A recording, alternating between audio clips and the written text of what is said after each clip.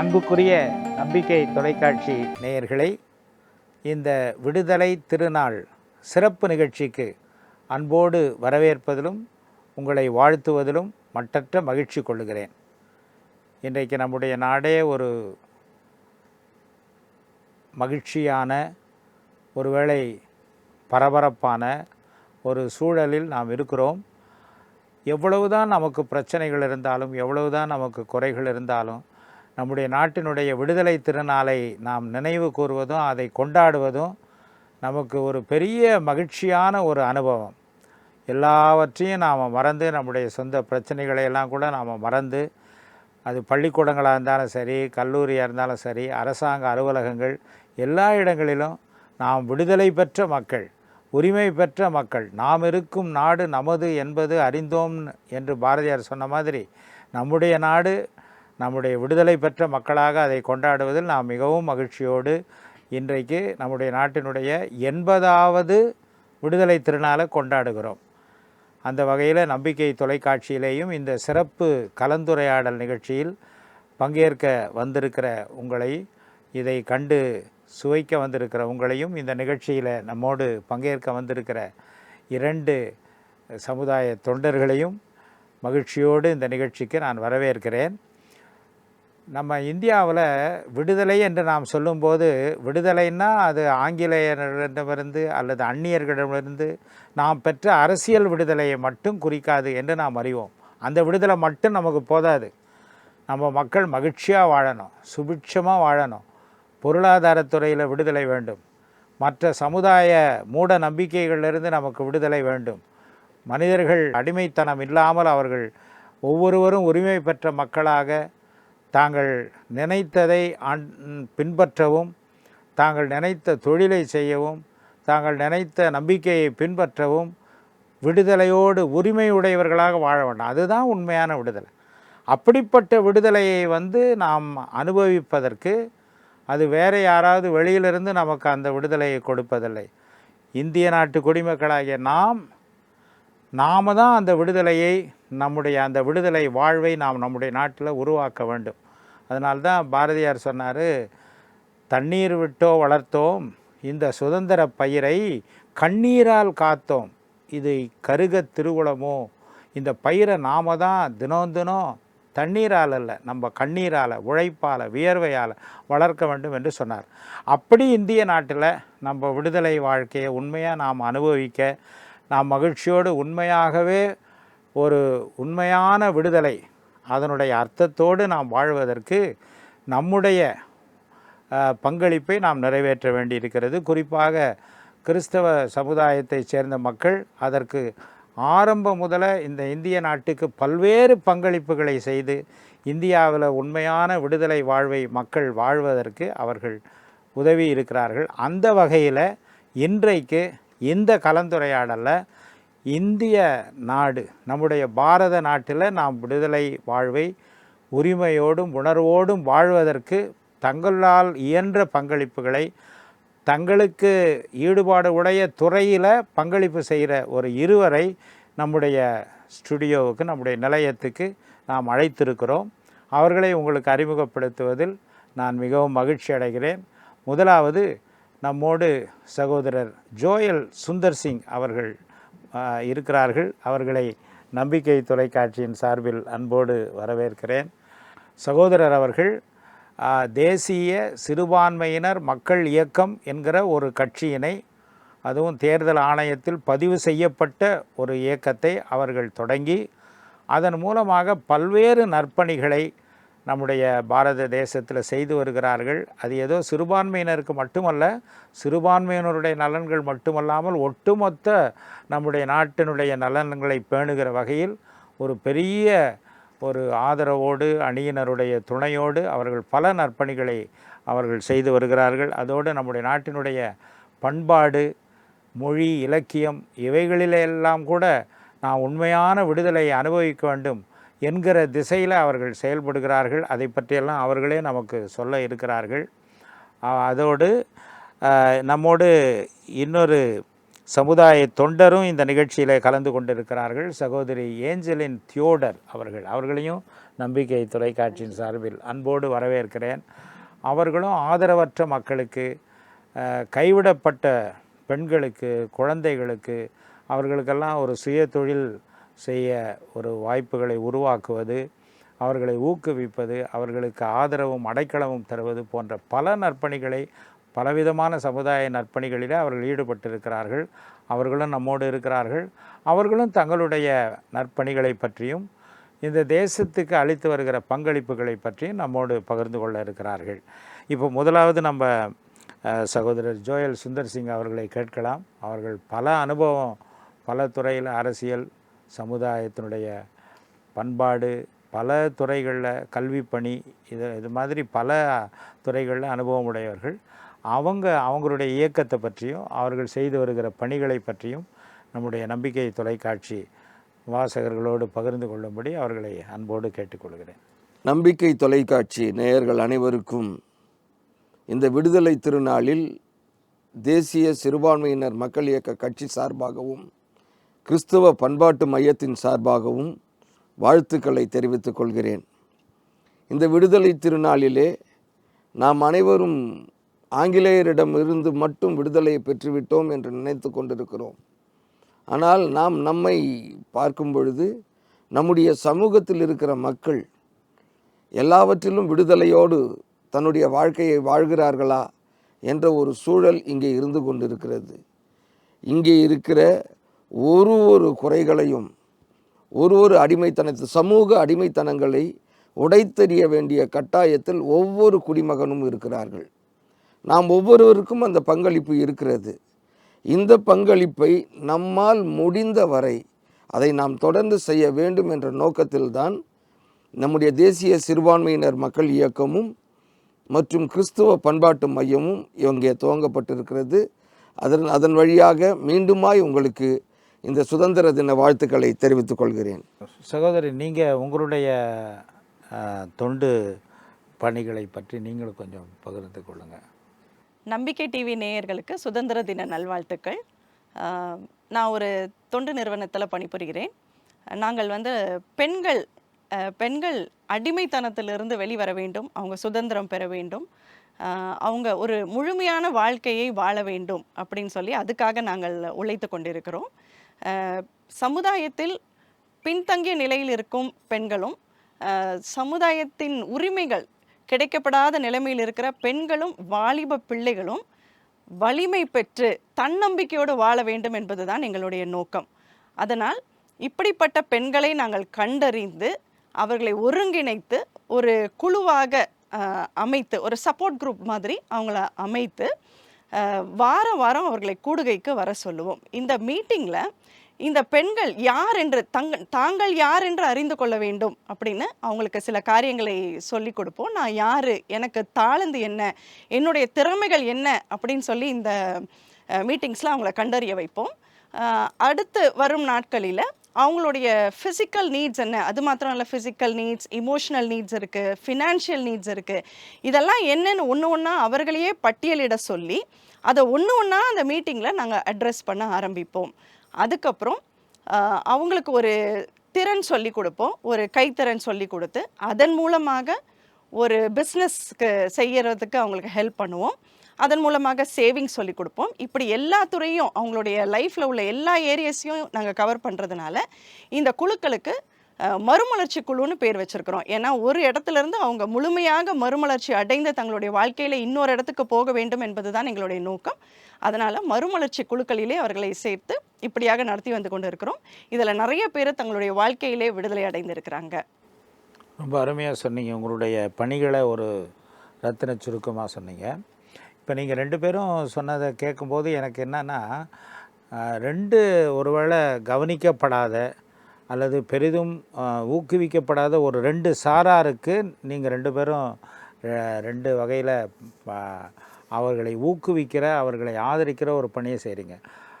சகோதரர் சிறுபான்மை மக்கள் நம்ம நாட்டில் ஒருவேளை அவர்களுக்கு பல பிரச்சனைகள், அவர்கள் கவனிக்கப்படாத நிலை அப்படிலாம் இருக்கிறத அதை மாற்றி சிறுபான்மை மக்களுடைய ஒரு வளர்ச்சிக்காக, மேம்பாட்டுக்காக அதற்கான பணிகளை நீங்கள் செய்கிறீங்க.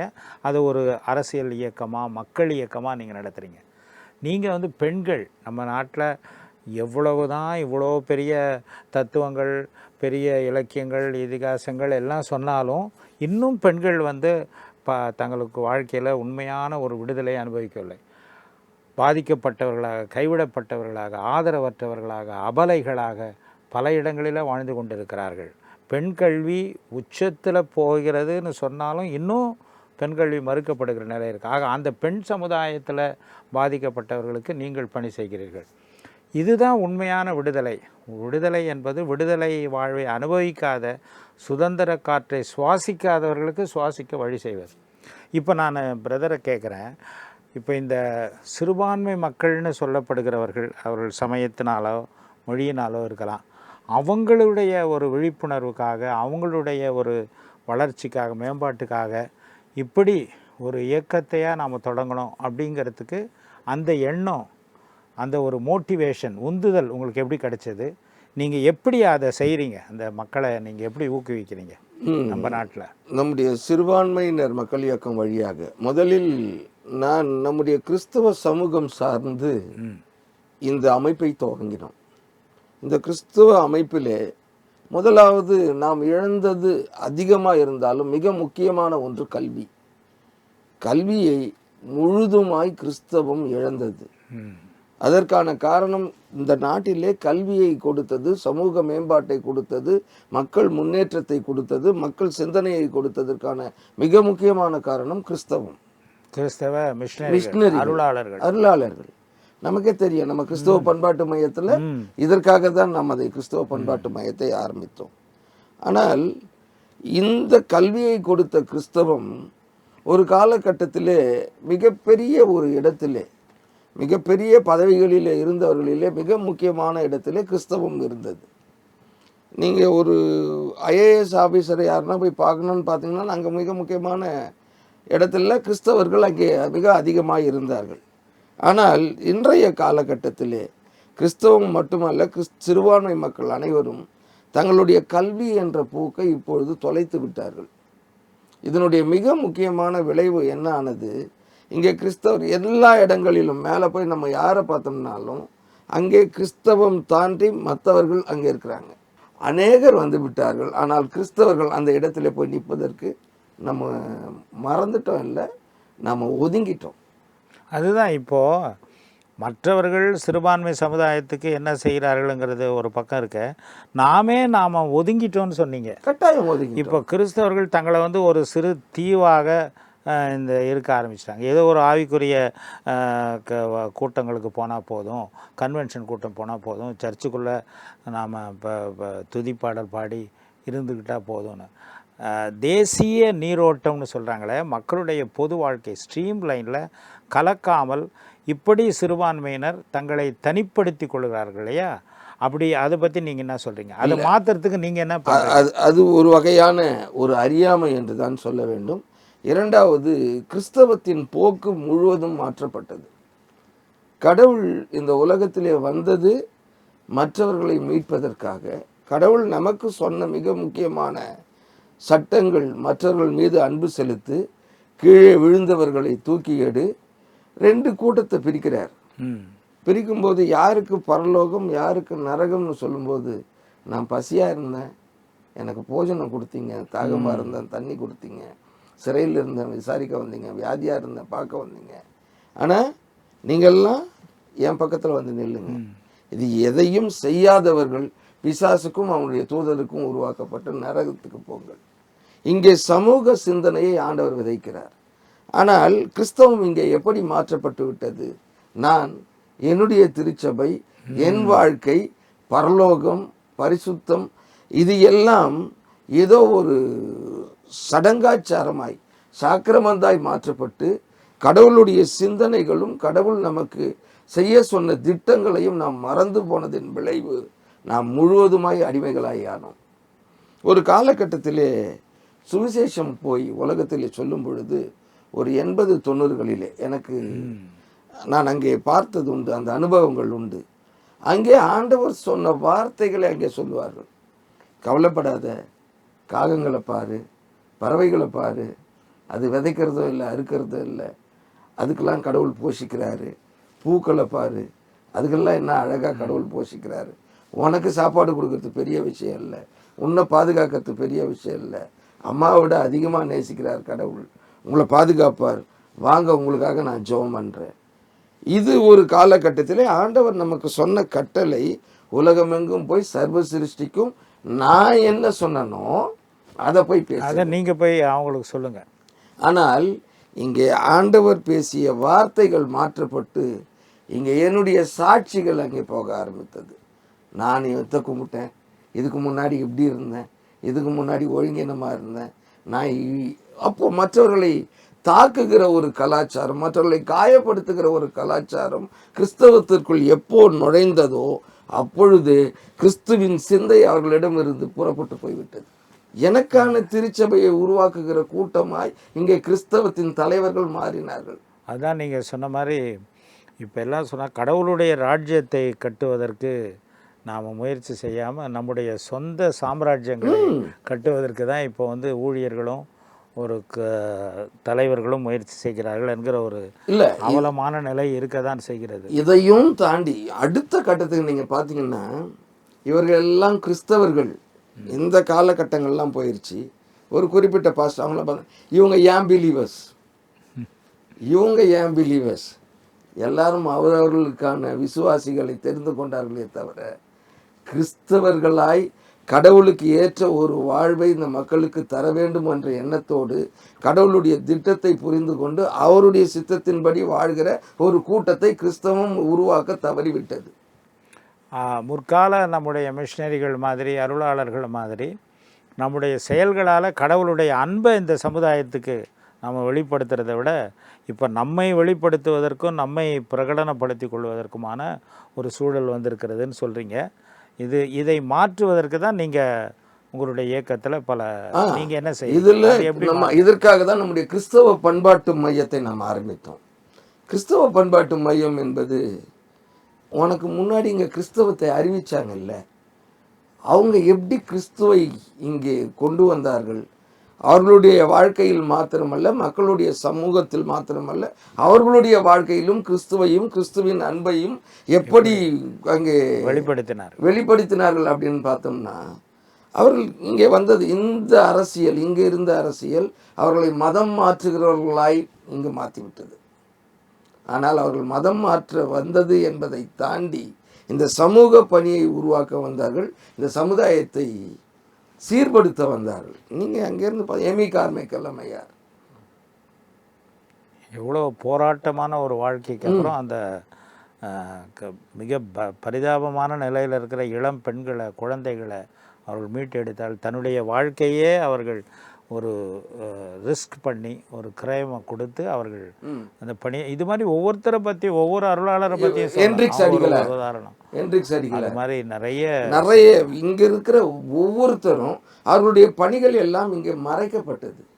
அந்த பணிகள் நம்முடைய கிறிஸ்தவ வரலாறு இன்னைக்கு ஒரு பேர் வந்துருச்சு, வெள்ளைக்காரங்க வழியாக வந்தது தான் கிறிஸ்தவம். 300 வருஷத்துக்கு முன்னாடி வந்தது கிறிஸ்தவம். ஆனால் கிறிஸ்தவம் கிட்டத்தட்ட 2000 ஆண்டுகளுக்கு முன்பதாகவே இந்தியாவில் வந்த மிக முக்கியமான மதம். மதம் என்று சொல்லதை விட ஒரு மார்க்கம், ஒரு நெறின்னு சொல்லுவாங்க தமிழில். இப்போ நீங்கள் நம்ம விரிவாக பேசுகிறதுக்கு நமக்கு ரொம்ப அதிக நேரம் இல்லை. நீங்கள் சொன்னதிலிருந்து நான் 2 குறிப்பை சொல்ல விரும்புகிறேன். முதலாவது, அந்த அருளாளர்கள், மிஷினரிகள் அவங்கள போல வெறும் அவங்க மதமாற்றும் பணி என்று அவர்கள் மேலே தவறாக முத்திரை குத்தப்பட்டாலும் நம்முடைய தமிழ் மொழி, நம்முடைய இந்திய மொழிகள், இந்திய பண்பாடு எல்லாத்துலேயும் மருத்துவம், கல்வி, மொழி, அப்புறம் பெண்கள் மேம்பாடு எல்லா துறைகளிலும் அவர்கள் பங்களிப்பை செய்திருப்பதை வரலாற்றில் யாரும் மறுக்க முடியாது. அதையெல்லாம் மீண்டும் நம்முடைய மக்களுக்கு நினைவுபடுத்த வேண்டும் என்பது ஒன்று. இன்னொன்று நான் என்ன சொல்கிறேன்னா, நீங்கள் வந்து உங்கள் சிறுபான்மையை அந்த மக்கள் இயக்கத்து மூலமாக இன்றைக்கு இருக்கிற சிறுபான்மை, அது கிறிஸ்தவ மக்களானாலும் இஸ்லாமிய மக்கள் கூட அந்த முன்னோர்களுடைய மாதிரியை பின்பற்றி நாமும் அதே மாதிரி தொண்டு இப்போவும் தொடர்ந்து செய்ய வேண்டும். தொடர்ந்து செஞ்சுதான் இருக்கிறோம். அதை தொடர்ந்து எவ்வளோ தடைகள் வந்தாலும் செய்ய வேண்டும். அதற்கு உங்களுடைய இயக்கம் அவர்களுக்கு ஊக்கம் கொடுக்கும் என்று நான் நம்புகிறேன். நாம் இப்போ சகோதரிக்கிட்டேயும் கொஞ்சம் கேட்கலாம். நீங்கள் நிறைய பெண்களுக்கு மறுவாழ்வு கொடுத்ததை பற்றி சொன்னீங்க. அப்படி மறுவாழ்வு பெற்றவங்கள ஒரு 1-2 பேருடைய ஒரு சான்றுகளை சொன்னால் நம்ம கேட்குற நேயர்களுக்கு அது ரொம்ப ஊக்கமாக இருக்கும். ஆக்சுவலாக நான் வந்து ஒரு ஃபிசியோதெரபிஸ்ட், பேசிக்கலாக ஒரு ஃபிசியோதெரபிஸ்ட். நான் வந்து கல்யாணத்துக்கு அப்புறம் என்னுடைய ஹஸ்பண்ட் பேர் தியோடர், அவங்க ஒரு சோஷியல் ஒர்க்கர். கல்யாணத்துக்கு அப்புறம் நாங்கள் ஒரிசாவில் ஒரு லெப்ரசி மிஷன் ஹாஸ்பிட்டலில் நான் வேலை பார்த்துட்டு இருந்தேன். அப்போது அந்த லெப்ரசி பீப்புள் மத்தியில் உட்கார்ந்து வேலை பார்க்கும்பொழுது தான் தெரிந்தது, இந்த இடத்துல வேலை செய்கிறதுக்கு நிறைய பேர் வர மாட்டேங்கிறாங்க. ஃபிசியோதெரப்பினா யாருனாலும் வந்து வேலை பார்ப்பாங்க. சரி, இந்த மக்களோட உட்கார்ந்து பேசி இவர்களுடைய கஷ்டத்தை அறிந்து கொள்ளணும் அப்படின்னு சொல்லி நினச்சேன். அப்போது அதுக்கப்புறம் நாங்கள் சென்னைக்கு வந்தோம். இங்கே இந்த பெண்கள் மத்தியில் உட்கார்ந்து பேசும்பொழுது தான் தெரிந்தது, அவர்களுடைய துக்கங்கள், அவங்களுடைய ஏக்கங்களை கேட்பதற்கு யாரும் இல்லை. அதை கேட்டாலே அவங்களுக்கு வந்து ஒரு சமாதானம் வருது, நமக்கு உதவ யாரோ இருக்கிறாங்க அப்படின்ற நம்பிக்கையை நம்ம கொடுக்குறோம் அப்படின்றத நான் பார்த்தேன். அதில் 2 பேருடைய வாழ்க்கையை பற்றி கண்டிப்பாக சொல்லலாம்னு நினச்சேன். மஹிமான்னு ஒரு அக்கா இருக்காங்க. அந்த அக்காவுக்கு 2 பிள்ளைங்க. 2 பிள்ளைங்கள நல்லா தான் இருந்தாங்க. ஒரு நாள் திடீரென்று அவங்களுடைய கணவர் வந்து மரித்து விட்டார். அடுத்த நாள் அவங்களுக்கு என்ன செய்யன்னு தெரியல. ஆனால் சுற்றி இருக்கிற பெண்கள், இந்த குழுவில் இருக்கிற பெண்கள் மஹிமா அக்காவை இந்த குழுக்கு கூட்டிகிட்டு வந்தாங்க. நாங்கள் சொன்னோம், அக்கா நீங்கள் எங்கள் கூட சேர்ந்து இந்த டெய்லரிங் சென்டருக்கு வந்து கொஞ்ச நாள் தைங்க, உங்களுக்கு அந்த ஒரு ரிலாக்ஸேஷன் கிடைக்கிற வரைக்கும் இங்கே இருங்க, எங்கள் கூடயே இருங்க அப்படின்னு சொன்னோம். அவங்களுடைய 2 மாதம் அவங்க தச்சு பார்த்தாங்க, அவங்களுக்கு சரியாக வரலை. அப்போ நான் இந்த இடத்த எனக்கு புரியலம்மா, என்ன அடுத்தது என்ன செய்யணும்னு தெரியல அப்படின்னாங்க. அப்போ நாங்கள் சொன்னோம், ஓகே தையல் வரலனாலும் பரவாயில்ல, எங்கள் கூட 6 மாதம் இருங்கன்னு. நாங்கள் அங்கே தைக்கிறவங்களுக்கு அவங்க தைக்கிற பொருட்களை விற்று அவங்களுக்கு ஒரு காசு கொடுப்போம். நிறைய பேர் அங்கே வாங்க வருவாங்க. அப்போ ஒரு நாள் சின்னதாக கொடுத்தோம். பெட்ஷீட்டு, நாங்கள் கிளாத் பேக்ஸ்லாம் தைப்போம், அதெல்லாம் கொடுத்து அக்கா நீங்கள் இதெல்லாம் தைங்க அப்படின்னு சொன்னோம். இவங்க பெட்ஷீட் தச்சு இப்படி பக்கத்தில் வச்சுட்டு அடுத்தது ஒரு கிளாத் பேக்கை தைச்சிட்டு இருக்கும்போது 2 பேர் வந்து அந்த பெட்ஷீட்டை வாங்க வந்தாங்க. அன்னைக்கு தான் அவங்களுக்கு ஒரு நம்பிக்கை வந்தது, நான் செய்ததையும் ஒருத்தர் வாங்க ரெடியாக இருக்காங்க அப்படின்ற நம்பிக்கை அவங்களுக்குள்ளே பிறந்த பிறகு தான் அங்கே ரெகுலராக வர ஆரம்பித்தாங்க. அங்கே இருக்கிற பெண்களோட பேச ஆரம்பித்தாங்க. நிறைய கான்ஃபிடென்ஸ் பில்டிங் கதைகள் கேட்க ஆரம்பித்தாங்க அந்த கூட்டத்தில். அதுக்கப்புறம் அவங்களுடைய நிலைமை ரொம்ப மாறிடுச்சு. அவங்களுடைய மைண்ட் செட்டே மாறி போய் 6 மாதம் கடந்து நேராக அவங்க ஒரு பையனை, தன்னுடைய மகனை கூட்டி கொண்டு போய் ஒரு கடைக்குள்ளே கூட்டி கொண்டு போய் ஒரு சூயிங் மிஷின் வாங்கி இஎம்ஐயில் கேட்டிருக்காங்க. அவனும் கொடுத்துருக்கான். அழகாக வாங்கி போட்டு தைக்க ஆரம்பிச்சிட்டாங்க. தைச்சு கொண்டே இருக்கும் பொழுது அதே மாதத்தில் இந்த சப்போர்ட் குரூப்பில் இருக்கிற, இந்த டிரான்ஸ்ஃபர்மேஷன் குரூப்பில் இருக்கிற ஒரு பெண் வந்து சாம்பிராணி பண்ணுற கம்பெனியில் வேலை இருக்குது, வரீங்களா அப்படின்னு கேட்டாங்க. அதுக்கப்புறம் அங்கே வேலைக்கு போக ஆரம்பித்தாங்க. இப்போ அந்த அக்கா கம்பெனிலையும் சம்பாதிக்கிறாங்க, வீட்லேயும் தொழில் செய்து சம்பாதிக்கிறாங்க. புது வாழ்வு, ஒரு விடுதலை. ரொம்ப கவலையிலையும் துக்கத்திலையும் இருந்து யார் என்ன தூக்கி விடுவா, யார் என் குடும்பத்தை கட்டுவா அப்படின்னு நினச்சி கொண்டு இருக்கும் பொழுது இந்த மறுமலர்ச்சி குழு அவங்களுக்கு ஆதரவு கொடுத்து நிறைய காரியங்களை கற்றுக் கொடுத்ததினாலே விடுதலை பெற்று இன்னைக்கு தன்னம்பிக்கையோடு வாழ்ந்து கொண்டு இருக்கிறாங்க. இதே போல் எழிலரசின் இன்னொரு அக்கா இருக்காங்க. அவங்க 2 பேர், இன்னொரு சுஜாதான்னு ஒருத்தங்க இருக்காங்க. 2 பேருடைய கணவரும் சரியான குடிக்காரங்க. ஸோ டெய்லி அடி தான் அவங்களுக்கு. வீட்டுக்கு வெளியே வரக்கூடாது, வந்தால் அதுக்கும் அடி விழும். ஆனால் இவங்க 2 பேரையும் பக்கத்தில் உள்ள பெண்கள் எல்லாம் சேர்ந்து இந்த மறுமலர்ச்சி குழுக்கு கூட்டி கொண்டு வந்தாங்க. இங்கே அவங்க நிறைய காரியங்களை கற்றுக்கொண்டாங்க. எப்படி பொறுமையாக இருப்பது, என்னுடைய வாழ்க்கையின் மூலம் என்னுடைய கணவரை மாற்றலாம் அப்படின்ற ஒரு இதை கற்றுக்கொண்டாங்க. நிறைய கைத்தொழில் கற்றுக்கொண்டாங்க. Phenyl, soap oil, cleaning materials பண்ணுறதுக்கு இவங்க 2 பேருமே கற்றுக்கொண்டாங்க. இதெல்லாம் விற்க ஆரம்பித்தாங்க. இப்போ இந்த வீட்டில் இருக்கிற அடி அதெல்லாம் வந்து குறைய ஆரம்பித்தது. அவங்களுக்கு இதில் சந்தோஷம் கிடைக்க ஆரம்பிச்சது. இந்த கைத்தொழில் கற்று விற்க ஆரம்பித்ததுனால இதில் சந்தோஷம் கிடைக்க ஆரம்பிச்சது. இன்றைக்கி 2 பேருமே ஸ்கில் ட்ரெயினர்ஸ், வெளியே போய் கிளீனிங் ப்ராடக்ட் சொல்லி கொடுக்குற ஒரு ட்ரெயினர்ஸாக மாறி இருக்கிறாங்க. மற்ற பெண்களுக்கு இல்லை, மற்ற இயக்கங்கள் இவங்களை கூப்பிடும்பொழுது இவங்க போய் அவங்களுக்கு சொல்லி கொடுக்குற அளவுக்கு இவங்க மாறி இருக்கிறாங்க. இவங்க வாழ்க்கையும் மாறி இருக்கிறது. இதில் ஒரு அக்காவுடைய ஹஸ்பண்ட் இவங்களுடைய வாழ்க்கையை பார்த்து இவங்களும் முன்னேறி இருக்கிறத பார்த்து அவரும் இப்போ மாறி இருக்கிறாரு. ரொம்ப மகிழ்ச்சி. அவங்களுக்கு ஒரு புது வாழ்வு கிடைச்சது மட்டும் இல்லை, அவங்க மற்றவர்களுக்கு அந்த புது வாழ்வை கொடுக்குறாங்க. இந்த பைபிளில் எனக்கு யோசேப்பு தான் ஞாபகம் வருது. அவனுடைய வாழ்க்கையே ரொம்ப பிரச்சனையில் இருந்தான். ஆனால் அவன் எகிப்தில் பார்வோன் அரசிட்ட போன போது அவன் சொல்கிறான், நானே என்னையே அழிக்க நினச்சிங்க நீங்கள்லாம், ஆனால் இன்றைக்கி கடவுள் என்னை கொண்டு ஏராளமானவர்களுக்கு ஜீவ ரட்சணை செய்து வர்றாரு. அது மாதிரி இவங்க புதுவாழ்வு பெற்றவர்கள், மறுவாழ்வு பெற்றவர்கள் மற்றவர்களுக்கு அதை கொடுக்குறாங்க.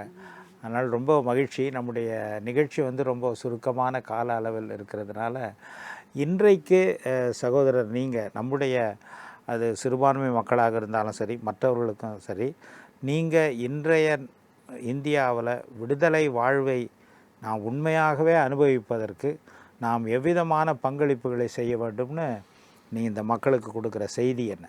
Your message. கிறிஸ்தவ மக்களுக்காய் ஒரு விஷயத்தை நான் பதிவு செய்கிறேன். அரசியல் என்பது ஏதோ ஒரு சாக்கடை என்றும் கடவுளுக்கு விரோதமான ஒரு காரியம் என்றும் 90% கிறிஸ்தவர்கள் அதை நினைத்து கொண்டிருக்கிறார்கள். நம்ம ஓட்டு போடுறதுலேருந்து, நம்மோட கார்டிலேருந்து, எலெக்ஷன் கார்டிலேருந்து, ஆதார் கார்டிலேருந்து, நமக்கான பேன் கார்டிலேருந்து எல்லாமே அரசியல். நம்ம தட்டில் சாப்பாடு இருக்குது இல்லைங்களா, அதுக்கு காரணமும் அரசியல். இன்று எனக்கு ஒரு பிரச்சனை என்று வரும்பொழுது நான் எங்கோ ஓடிக்கொண்டிருக்கிறேன், யாரையோ போய் பிடிச்சிட்டு இருக்கிறேன். ஆனால் எனக்கான அதிகாரங்களை நான் பெற்றுக்கொள்ள வேண்டுமே ஆனால் அரசியல் வழியாக மட்டும்தான் இந்த சமூகத்திலே என் அதிகாரத்தை நான் பெற்றுக்கொள்ள முடியும். இப்படிப்பட்ட அவங்க ஒரு துறையில் சொன்னாங்க, பொதுவாக இது மாதிரி சமுதாயத்தில் ஒடுக்கப்பட்ட, பாதிக்கப்பட்ட, யாராலும் கவனிக்கப்படாத மக்களுக்கு அந்த காலத்து மிஷினரிகள் தான் சேவை செஞ்சாங்கல்ல. இப்போ நீங்கள் ஒரிசான்னு சொன்னப்போ கிரகாம் ஸ்டெயின்ஸ் ஞாபகம் வருது. அந்த இடத்துல நீங்கள் போய் அருமையான பணிகள் செய்திருக்கீங்க. இப்போ இருக்கிற மக்களும் அப்படிப்பட்ட சமுதாய பணிகளை தொடர்ந்து செய்வதற்கு என்ன நீங்கள் ஒரு ஊக்கமான வார்த்தைகள் என்ன சொல்வீங்க? ஆபிரகாமுக்கு ஆண்டவர் சொல்கிறாரு, நான் உன்னை ஆசீர்வதிப்பேன், நீ ஆசீர்வாதமாக இருப்பாயின்றாரு. அதே போல் நமக்கு ஆண்டவர் வந்து நிறைய பொருளால் ஆசீர்வச்சிருக்கிறாரு, தாளந்து கொடுத்துருக்கிறாரு.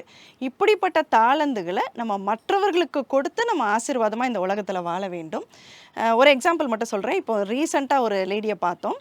அவங்களுக்கு 3 பெண் பிள்ளைகள், விதவையாயிட்டாங்க. இந்த 3 பெண் பிள்ளைகளுக்கு நாங்கள் ஒருத்தங்க அவங்களுக்கு ஸ்கூலில் படிக்கிறதுக்கு இடம் கொடுத்துட்டாங்க. ஆனால் இந்த பெண் பிள்ளைகளுக்கு படிப்பே ஏறலை. அப்போ யாராவது ஒருத்தர் நல்ல டீச்சர்ஸோ இல்லை படிப்பில் துறையில் இருக்கிறவங்க இவங்களுக்கு ஆன்லைன் டியூஷன்ஸ் எடுக்கலாம். ஸோ இப்படி பல காரியங்கள் இருக்குது. ஒரு நல்ல பேக்கிங் கலையில் இருக்கிறவங்க இந்த மாதிரி பெண்களுக்கு பேக்கிங் சொல்லி கொடுத்து ஒரு கேக் ஷாப் வைக்கிறதுக்கு ஹெல்ப் பண்ணலாம். தங்களுடைய தாளந்துகளை இந்த சமுதாயத்தில் இருக்கிற இந்த அடிமைத்தனத்தில் இருக்கிற இந்த பெண்களுக்கு அவங்க யூஸ் பண்ணாங்கன்னா நிச்சயமாக அவங்க ஆசீர்வாதமாக இருப்பாங்க. ஆண்டவர் அவர்களை இன்னும் மென்மேலும் ஆசீர்வதிப்பார். ரொம்ப மகிழ்ச்சி. ரொம்ப நல்ல ஒரு அறைகூவலை நம்ம மக்களுக்கு கொடுத்தீங்க.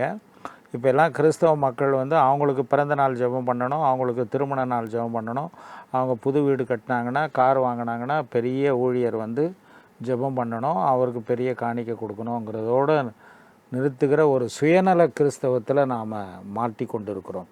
அந்த சுழல்லிருந்து வெளியே வந்து நீங்கள் சொல்கிற மாதிரி நமக்கு இருக்கிற திறன்களையும் நமக்கு இருக்கிற வசதிகளை வைத்து சமுதாயத்தில் அது இல்லாத ஹேவ்ஸ் அண்ட் ஹேவ் நாட்ஸ், அந்த ஹேவ் நாட்ஸுக்கு நாம் வந்து நம்மால் ஆன பங்களிப்பை செய்கிறது தான் உண்மையான கிறிஸ்தவ சேவை.